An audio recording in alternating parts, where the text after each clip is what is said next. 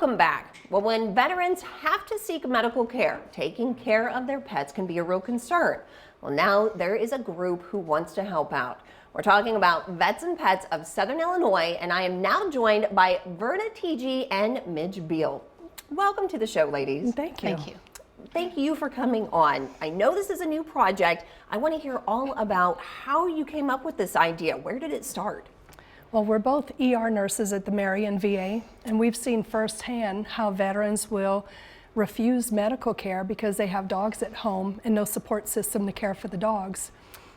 So Wow. we thought what an easy thing it would be to take care of the dogs of the people who've given so much for us. So we put it together because no one should have to choose between their health and their beloved companion. No, absolutely not. In a lot of those instances, that pet's more than a pet. It It's is. a best friend. That's exactly right. It's a partner in life. So here's where my brain goes. We've got a spare bedroom. I know I can keep a pet. That's not how this works, right? That's not what you can do. Okay. So how did you circumvent the keeping a pet in a bedroom idea and come up with this?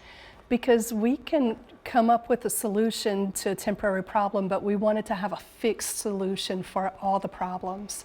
So we were able to partner with Right Way Rescue. They Yes. already had the infrastructure intact, and it was just a perfect union for them and us. Well, so there's actually dedicated kennels at Right Way for this, correct? There is. We Okay. were able to purchase a used 4-dog run kennel. We refurbished it, so now it has insulation and waterproof walls, and it has electricity, heating, and air, so that it could be as comfortable for the dog as possible, because we needed Wow. a place to house the dog until our veterinarian can evaluate it for health and behavior. And then that way, I mean, you know that you're putting that dog into conditions where the veteran really doesn't have to worry about, oh, I wonder if it's cold or hungry or being taken care of. Any of those things that'll be going through your mind when you're thinking about your best friend, they don't have to worry about that. They don't have to worry at all. Not at all. That's fantastic. Well, let's talk about this ribbon cutting that you just had. Pretty fantastic. I love it. Can you talk about, well, I mean, you guys really had one heck of a turnout. It was a lot of fun. Yeah, it was great to watch too. Oh, we get to look at it. Here we go. Tell me a little bit about that day.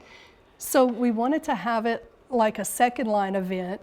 It's a New Orleans theme because that's about, a second line is about bringing a community together to support members of the community, and that's exactly what we're doing here. Without our community support, we wouldn't be able to do what we're doing.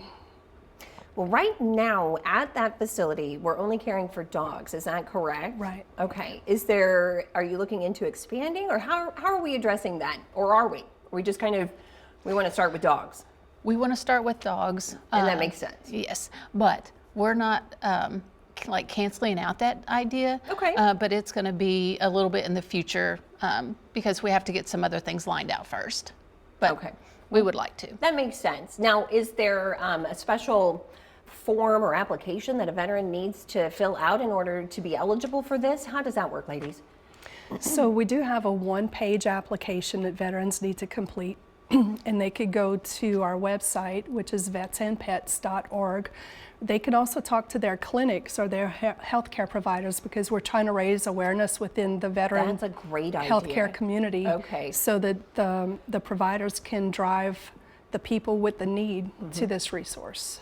Yeah, that's a great idea. I mean, because it's not necessarily where you're going to have an idea of where that resource is, but if your provider knows that you're facing something like that and they can provide you with materials or information to give you that kind of comfort, I mean, that's a fantastic idea. It's a win-win for It everybody. is. It's a win-win.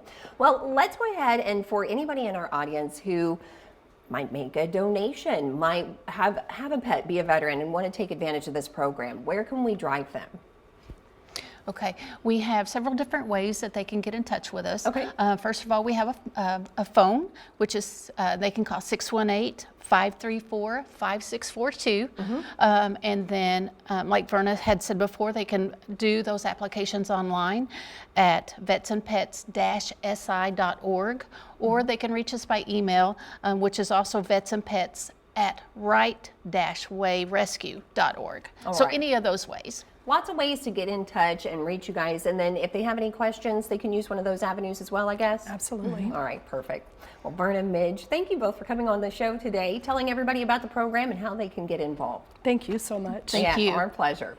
Well, now let's go ahead and get a look at our forecast, including a chilly weekend ahead.